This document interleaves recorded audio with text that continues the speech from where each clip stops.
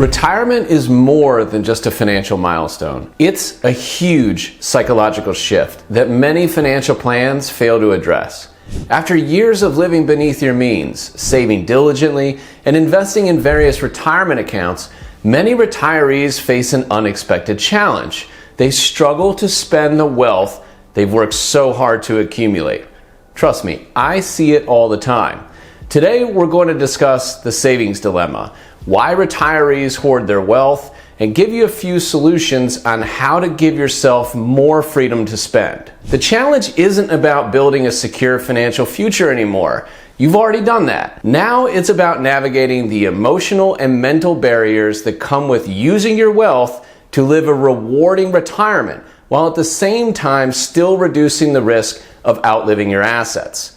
This shift from saving to spending often catches retirees off guard, and if you aren't careful, can cause you to hoard your wealth because the fear of losing it is so strong.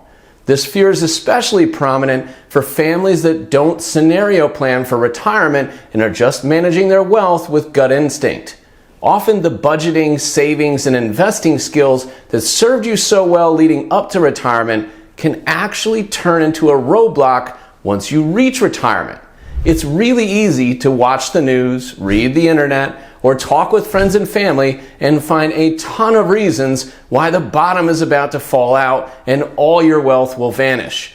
The media has a strong tendency to stoke the fears of everyone, but especially retirees, giving you every reason why you shouldn't spend your wealth. It's often the retirees with substantial savings who find it hardest to use their wealth. Research by financial planning experts continues to show the vast majority of retirees fail to spend their retirement portfolio. Take a look at this study from industry expert Michael Kitces back in 2016. He highlights a startling trend. Individuals with $333,000 or more in total wealth frequently fail to spend even their annual investment income in retirement, and the trend worsens as your wealth increases. What begins as careful financial planning can evolve into excessive caution, creating a savings trap, or what I think is a better word, financial hoarding.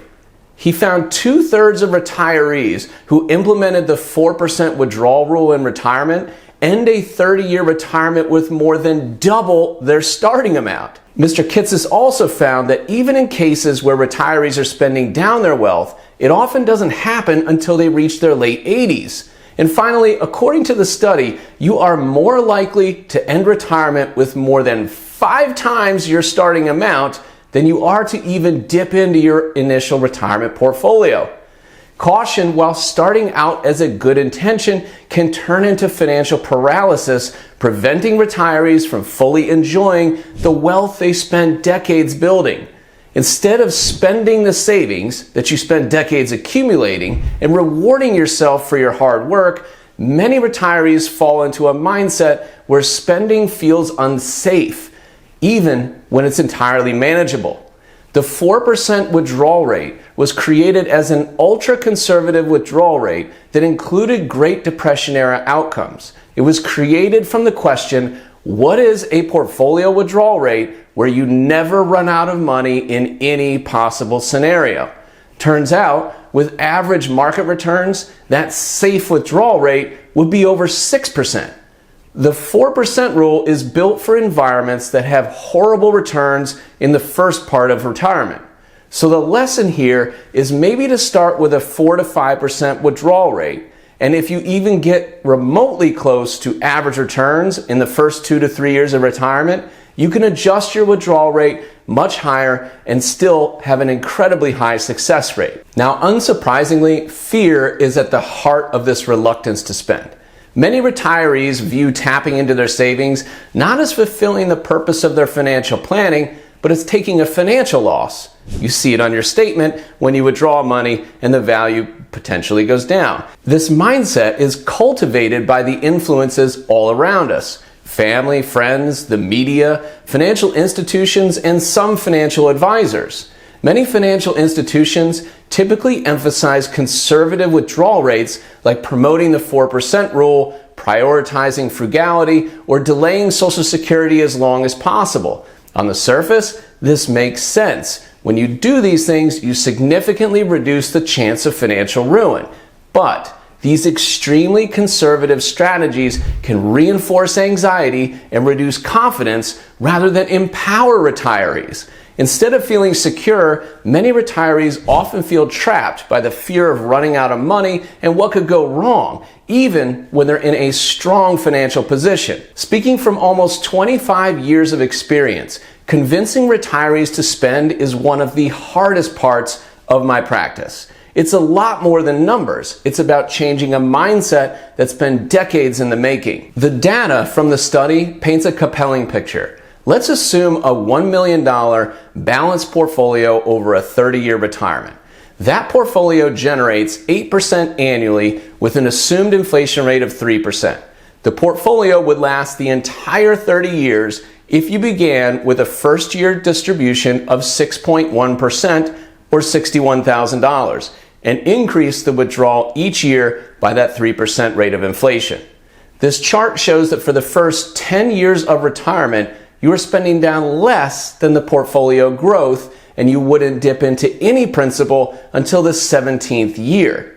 Using the Social Security Administration's full retirement age of 67, that means you would be 84 before even touching principal. Now, I know what you might be thinking, Colin, that's too rosy of a scenario, an 8% rate of return and 3% inflation. That's a 5% real rate of return. What if we don't achieve those long-term averages? Well, let's look at this scenario. The same $1 million portfolio over a 30-year retirement. But let's lower the rate of return to 7% and increase inflation to 4%, resulting in a real return of only 3% per year. How do things change? Well, the portfolio would last the entire 30 years with a reduced starting distribution of $49,000 or 4.9%. That smaller distribution rate actually makes things better, even though returns are slightly worse. The chart shows that you don't spend all the growth until year 11, and you wouldn't dip into the principal until the 17th year. Hopefully this makes you feel a little bit better, and I'll provide a link to this article and the study down in the notes. You know what's even better? The basic financial planning assumes that your expenses rise in a straight line all throughout your life. What I've learned working with retirees over the past 20 plus years is that rarely do people spend like that. Retirement spending actually looks a lot more like a smile. A little higher in the beginning, and then it actually declines annually until health expenses start to significantly rise later on in life. That's often because once you've checked off your bucket list items, we often spend time doing less expensive, less physical things for the majority of retirement. Shockingly, many retirees pass away without ever significantly dipping into their initial savings. This isn't careful financial planning, it's missed opportunity. The wealth intended to fund dreams, experiences, and meaningful moments often goes unused. These unspent funds represent more than just unused money. They signify lost chances to create lasting memories and enjoy the retirement they envisioned. So why does this happen? Well, many people heading into retirement or in retirement are basing their decisions off a gut instinct with little planning. Sure, there are many retirees who actively plan and use resources like the #1 personal finance channel on YouTube. This one, See the Forest Through the Trees. But many retirees are just winging it. When you make planning, spending, and investment decisions with your gut, you are much more likely to suffer from something called loss aversion. Simply put, using gut can lead to lower confidence and higher anxiety about running out of money in retirement. And that makes sense. If you haven't done any financial modeling to see if what you're spending makes sense for your level of wealth, of course you're going to be anxious. Rather than planning from the gut, create a real financial plan and experiment with different scenarios. When you financially model your retirement, you use actual numbers. Construct your retirement income streams. your part-time income, your Social Security, your rental income, any pension income. Then model your enjoyment expenses, your subscriptions, travel, your entertainment, home improvement projects, things like that. Once you have those basics, you know what's coming in and what could be going out. The difference is what your nest egg will need to support. And once you know this, you can figure out whether your nest egg is large enough based on the annual distribution rate.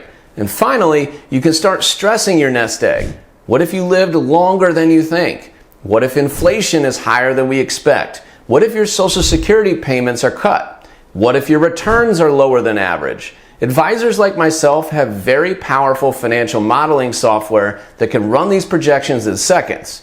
There are also a number of free software programs that you can use to run some of these scenarios yourself. Running scenarios like this and seeing your success rate can give you confidence that you're making the right spending decisions and reduce the likelihood that you hoard your retirement savings. Remember, you saved all this money while you were working for retirement. If then you just hoard it and don't spend it, what was the point of saving all those years? It may make sense to think outside the box rather than focusing on so-called safe withdrawal rates, where every potential scenario is accounting for, even the Great Depression. Maybe we focus on the most likely outcomes with an eye toward outlier events. Maybe we build portfolios that are less aggressive in retirement and focus more on fixed income streams from treasury bonds, tips, or annuity income. Studies show that the more fixed income streams a retiree has, the easier it is to spend. The more assets allocated to fluctuating investments like stocks, the less likely we are to spend because we're always anxious about when the next market crash could come. And it makes sense. Seeing an income stream arrive in your bank account feels much like a paycheck. It makes it much easier to spend. Breaking free from this pattern requires a fundamental shift in how we approach retirement. This doesn't mean spending recklessly. It means using wealth intentionally rather than using gut instinct. Effective retirement planning begins years before the actual transition as you get clear on what your retirement would look like, how much it would cost, and recognize that your retirement savings are a tool for enjoyment. The key is making decisions based on knowledge and confidence, not fear and gut instinct. Are you ready to take control of your financial future? I provide financial planning for business owners and their families. If you own a business and are contemplating retirement, get started with me today by visiting celestialwm.com. Head to the Resources tab and check out the case studies. There are 3 examples of families I've helped. If this is the kind of planning that you're looking for, click the Start Here button and don't forget to download my ebook to get an incredible 7-step guide to help you build your financial path. Thanks for joining me, and be sure to check out this video next for even more strategies to supercharge your financial plan.